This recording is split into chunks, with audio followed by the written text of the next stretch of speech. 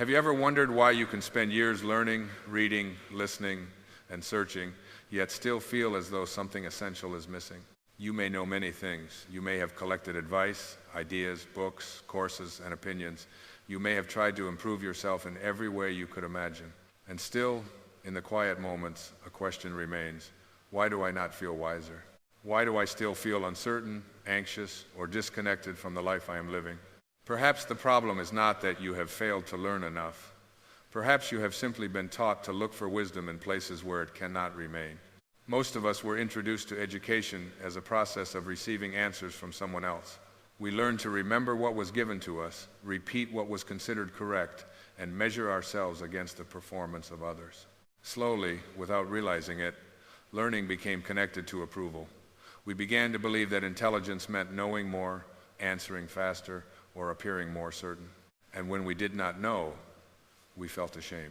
When someone seemed more informed, more articulate, or more successful, we quietly questioned our own value.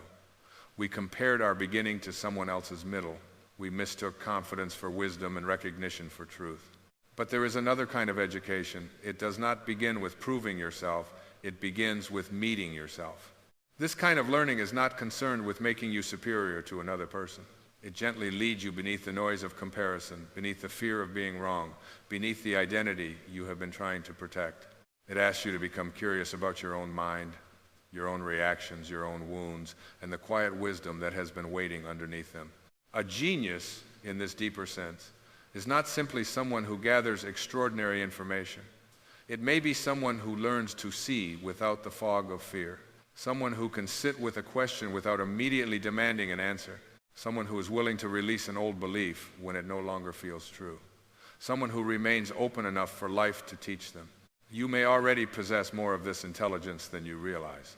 Think of the times when you knew something before you could explain it. Perhaps you sensed that a relationship was pulling you away from yourself. Perhaps you felt that a certain path, although praised by others, was not meant for you. Perhaps during a quiet walk, a difficult season, or a moment of loss, a truth appeared within you that no book had ever expressed in quite the same way. This was not ignorance, it was inner knowing. Yet the ego often distrusts anything that cannot be proven immediately. It wants certainty, recognition, and control. It asks, what will others think? What if I make a mistake? What if I choose differently and fail? So you abandon the quiet voice and follow the louder ones. You may spend your life trying to become what other people consider intelligent while slowly losing contact with the intelligence that is uniquely yours. Real self-education may begin when you notice this pattern without judging yourself for it. You do not need to criticize the younger version of you who wanted approval. That part of you was trying to feel safe. It believed belonging depended on saying the right thing, making the correct choice, and avoiding disappointment. You can meet that part with compassion. You can say, I understand why you were afraid, but you no longer have to prove that you deserve to be here. Something softens when learning is no longer used as evidence of your worth. Curiosity returns. You begin reading because something within you feels alive, not because you are afraid of falling behind. You begin asking questions that matter to your soul, not merely questions that make you appear knowledgeable. You listen differently as well. Instead of waiting for your turn to speak, you listen for what life may be revealing. Instead of rejecting ideas that challenge you, you observe the discomfort they create. You become less interested in defending an identity and more interested in discovering what is true. A tree does not struggle to become wise. It receives sunlight, reaches into the earth, releases its leaves in the proper season, and grows according to an intelligence it does not need to explain. The river does not study how to reach the ocean. It moves around stones, changes direction, and continues flowing. Perhaps your deepest education can happen in the same way. Not through force, but through attention. Not through comparison, but through connection. Not through filling every silence, but through allowing silence to reveal what constant thinking has concealed. There may be beliefs inside you that were planted before you were old enough to question them. Beliefs about what success should look like. Beliefs about how lovable you must become. Beliefs about aging, failure, relationships, purpose, and what kind of life is considered acceptable. You may have carried these beliefs for so long that they feel like your own voice. But what if some of your greatest learning will come from gently asking, is this actually true for me? What if education is not only the gathering of new ideas, but the releasing of ideas that have kept you separated from peace? There is a teacher within you that does not speak through pressure. It does not insult you, hurry you, or compare you with anyone else. Its voice is patient. It often appears when you stop forcing the answer and become still enough to receive it. You may call it intuition, awareness, spirit, or the presence of the source. The name is less important than the experience. It is the feeling of returning to something honest within yourself. And perhaps that is where your true education begins, not with becoming someone more impressive, but with remembering the wisdom that fear taught you to forget. The question is not whether you are capable of learning like a genius. The deeper question is whether you are willing to become quiet enough to discover who has been doing the learning all along. The one who has been doing the learning all along is not the frightened identity that constantly asks whether it is good enough. It is the awareness behind that identity. It is the quiet presence that notices every thought without becoming trapped inside it. This distinction can change the way you understand your entire life. You have thoughts, but you are not every thought that passes through your mind. You have fears, but fear is not your deepest nature. You have been given labels, expectations, and roles, but none of them can fully describe the life that is looking through your eyes at this moment. The ego does not want you to see this too clearly.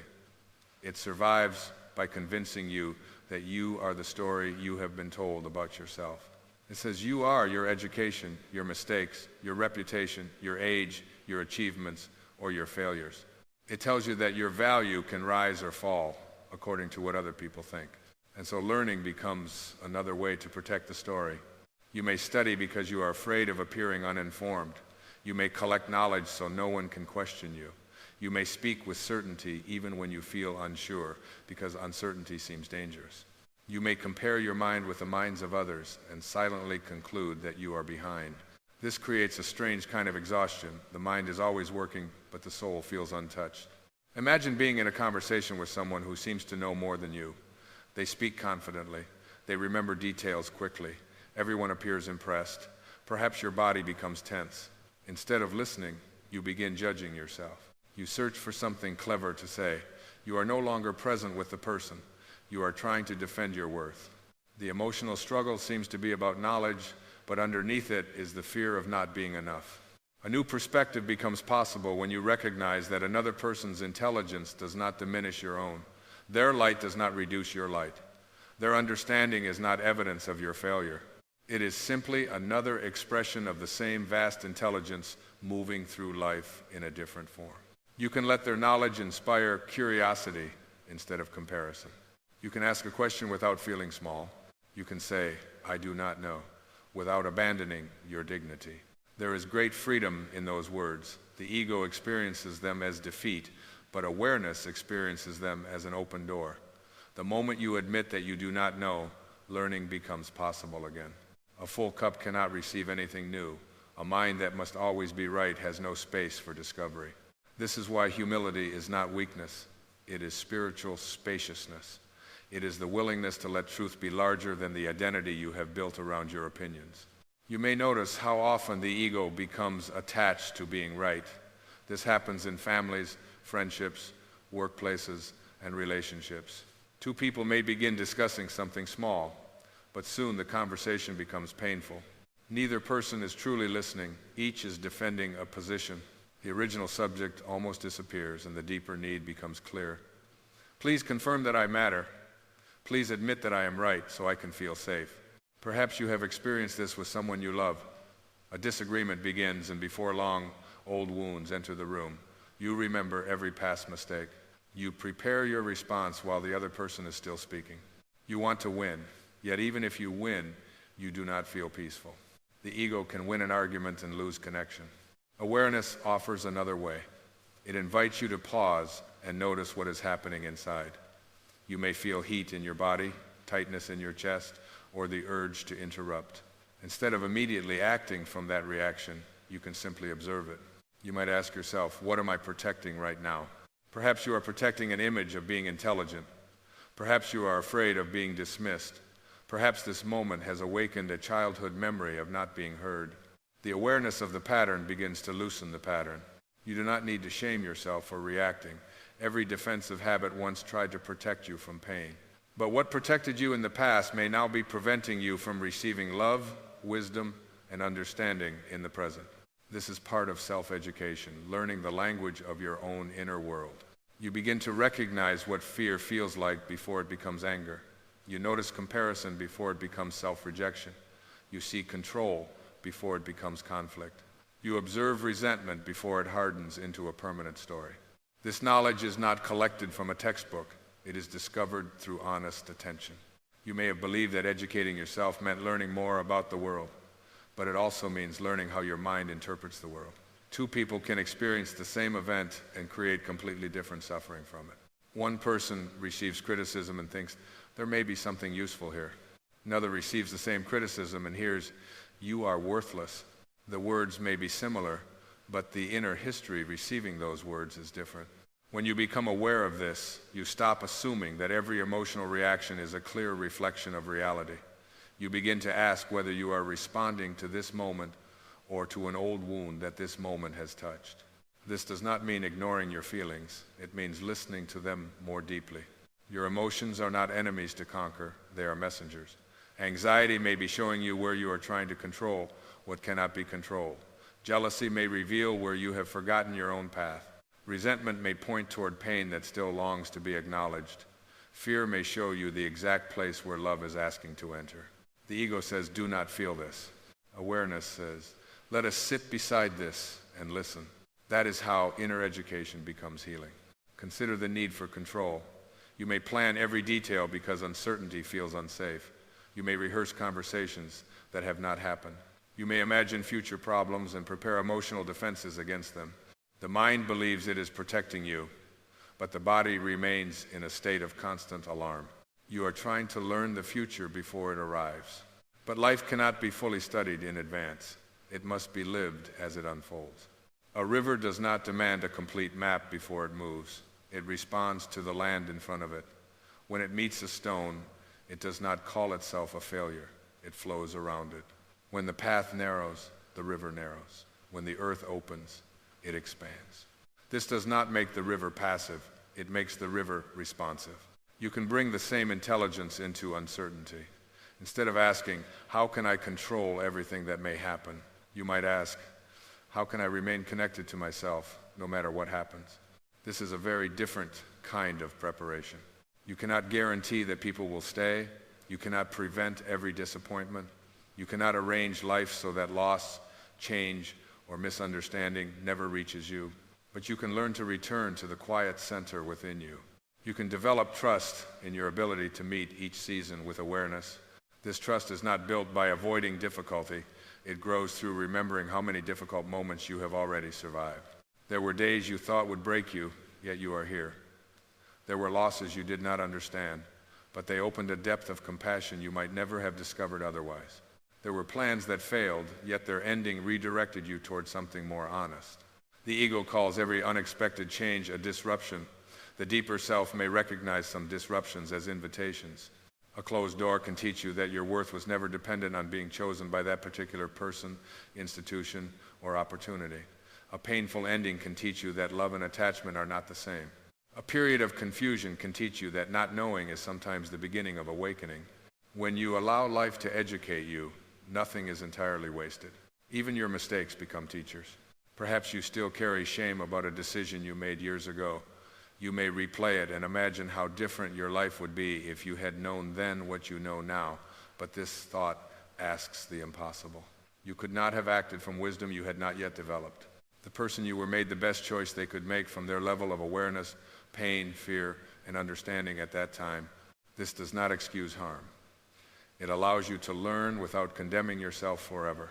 The ego uses the past as evidence against you. Awareness uses the past as a classroom. You can look back and ask, what was I seeking? What was I afraid of? What did this experience reveal? What would love choose now? Then the past becomes compost. It no longer poisons the garden. It nourishes new growth.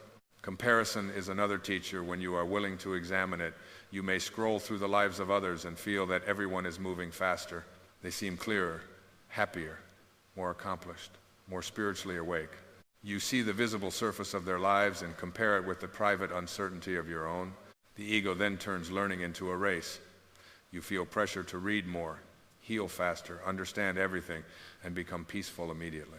But peace cannot be rushed. A seed does not become a tree through self-criticism. It grows through the quiet cooperation of soil, rain, darkness, and light. Much of its transformation happens where no one can see it. Your life may be growing in the same hidden way. You may not have visible proof yet. You may still feel uncertain. But perhaps you are becoming more aware of your reactions. Perhaps you apologize more honestly.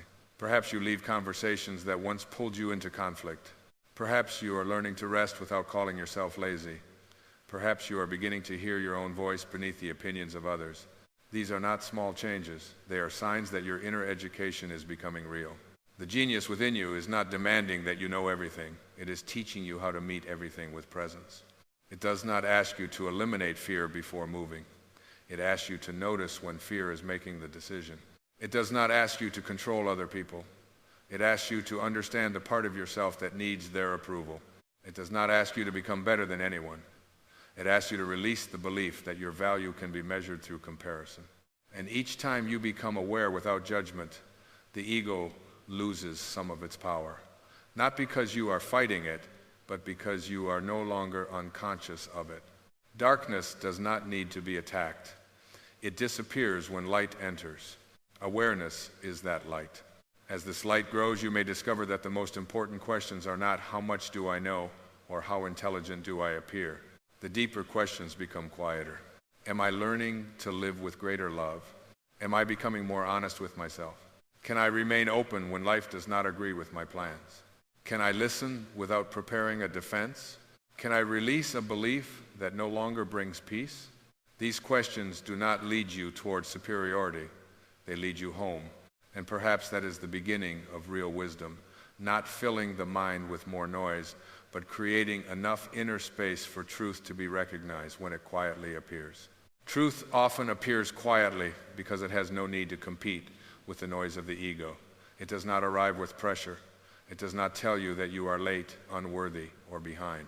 It simply waits for the moment when you are willing to listen. And listening requires more than silence around you. It requires a softening within you.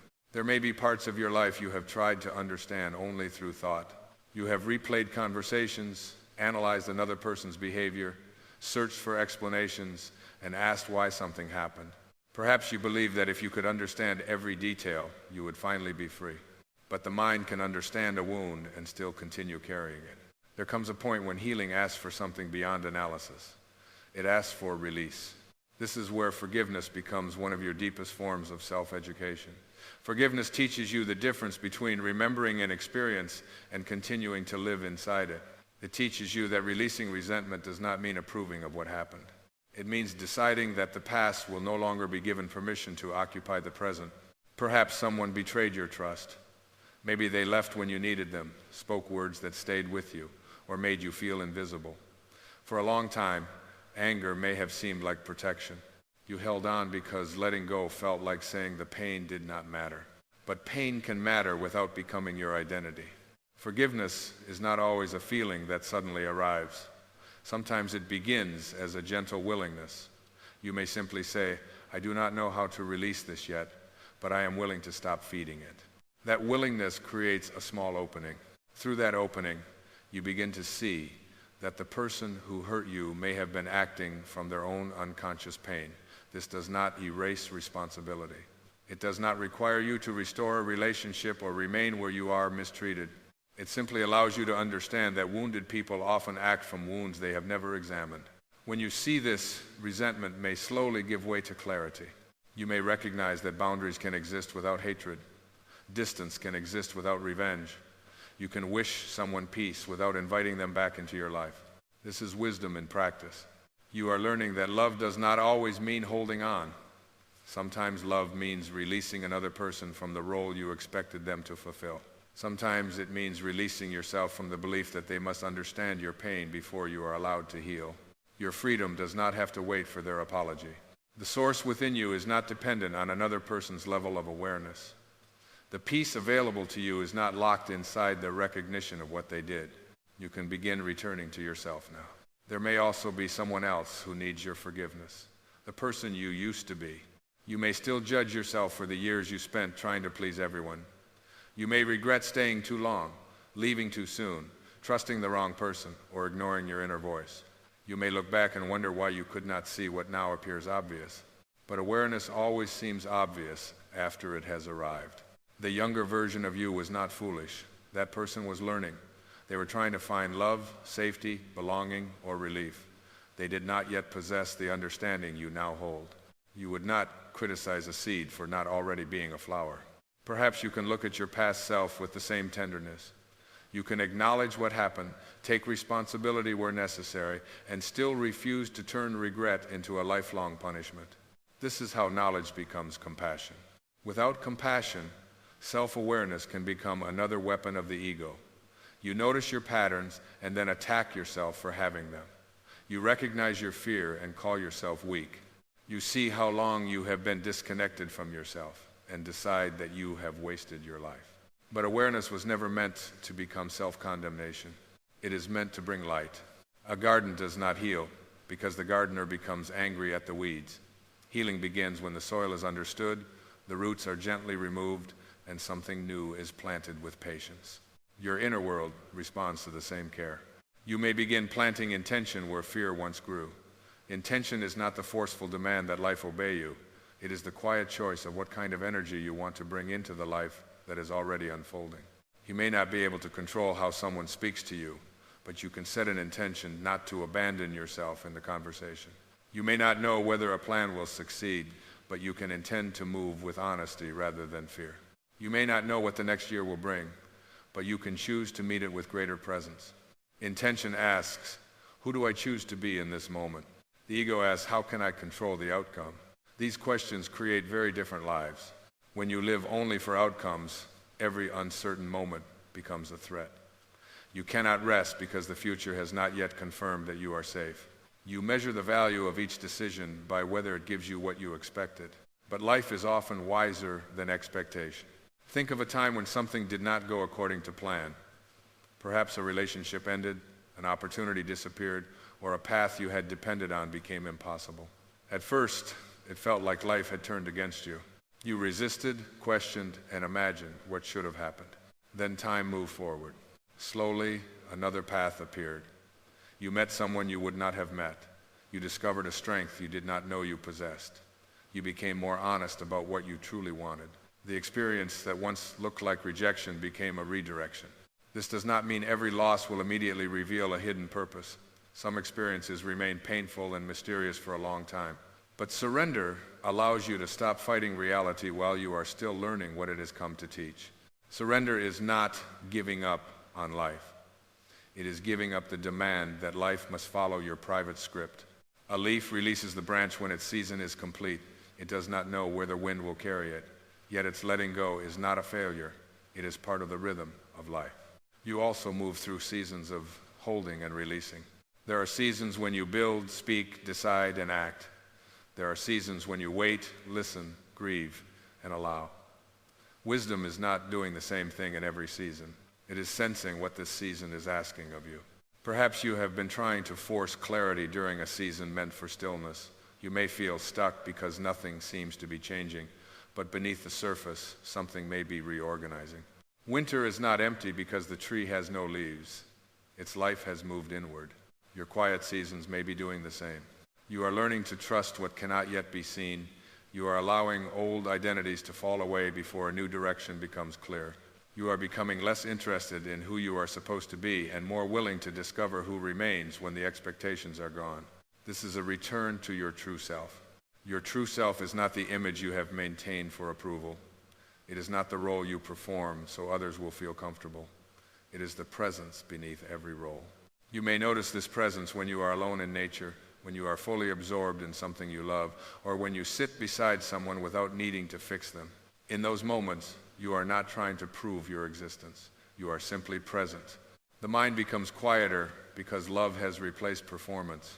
Love is one of life's greatest teachers because it dissolves the illusion of separation.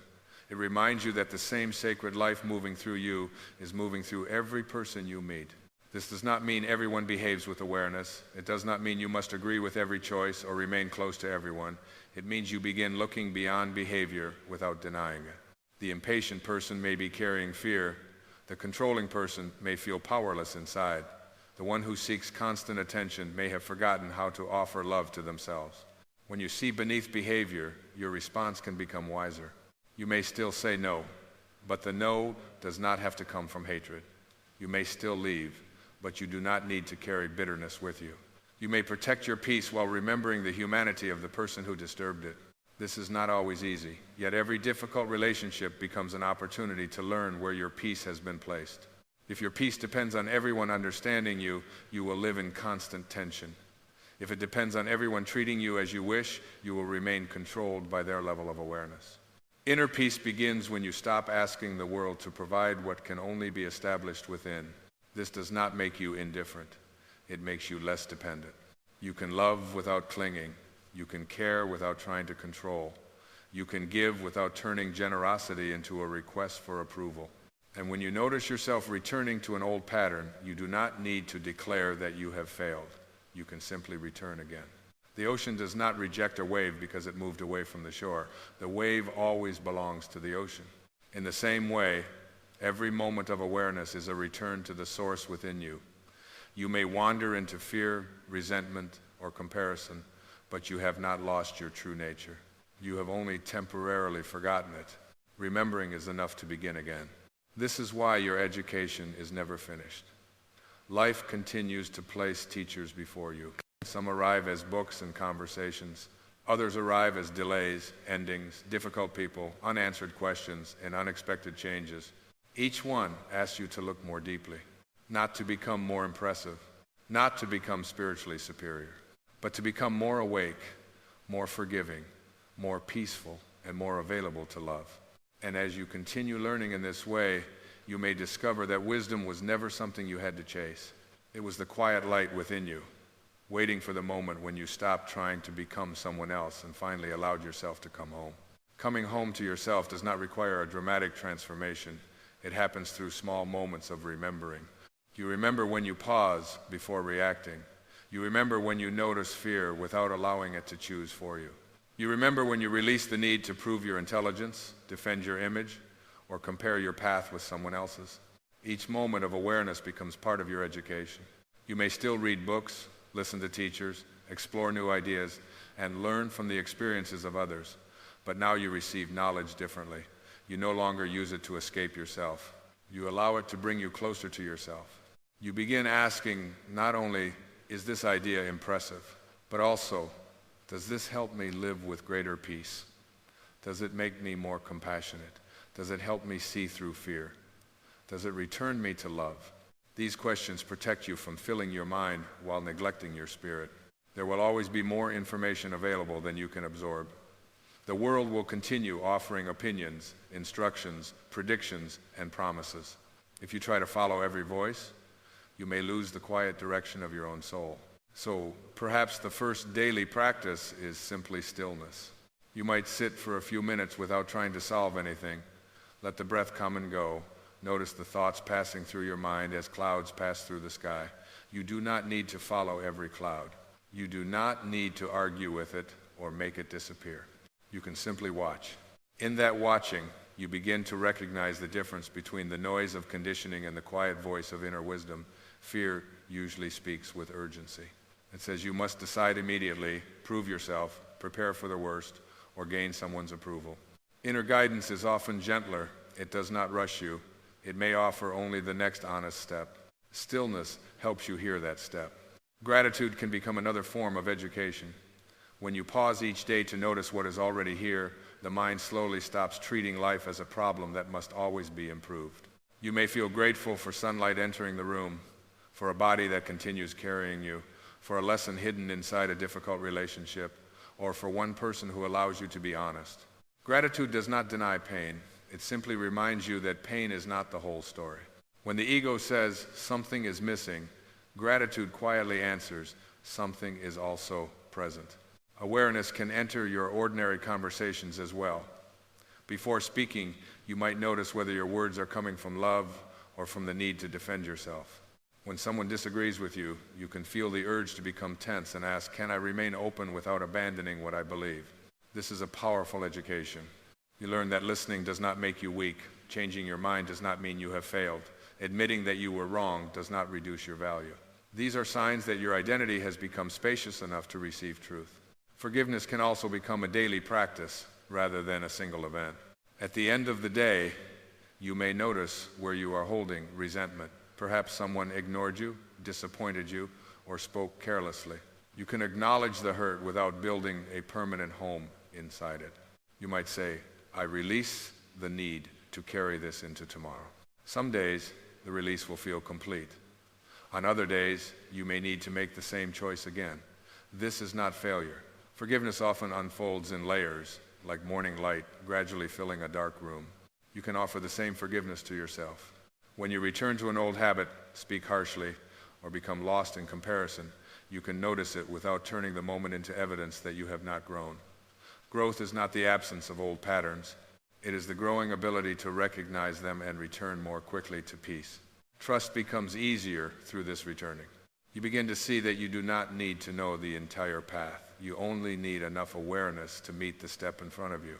Life may not unfold according to your expectations, but it can still unfold in harmony with something larger than your plans. The tree does not know every storm it will face. It simply continues reaching toward the light while remaining rooted in the earth. You can live in the same way. Let your roots be stillness, gratitude, forgiveness, and awareness. Let your direction be love. Let uncertainty become space for the source to move through your life in ways your thinking mind could not have arranged. Then self-education becomes more than gathering knowledge. It becomes learning how to live without abandoning your true nature. You stop asking how to become a genius in the eyes of the world. You begin discovering the intelligence of patience, the wisdom of compassion, the strength of surrender, and the clarity that appears when fear is no longer in charge. And slowly, you understand that the teacher, the lesson, and the student have never been completely separate. Life has been teaching you through every season. Your awareness has been receiving what each experience came to reveal. The source has been quietly guiding you back to the self that existed before comparison, approval, and fear told you who you had to become. You are not creating that self. You are remembering it. So as you continue your journey, allow learning to remain gentle. Let every question open you rather than frighten you. Let every mistake deepen your compassion. Let every relationship show you where love is present and where healing is still needed. You do not have to know everything to live wisely. You only need to remain willing to listen. And perhaps the deepest wisdom you will ever discover is this: the light you have been searching for in teachers, books, achievements, and approval has always been quietly shining within you. Share in the comments what life has been teaching you in this season. And subscribe if you would like to continue these quiet spiritual journeys together. Until then, trust your path, honor your inner voice, and remember that every sincere step toward awareness is already a step home.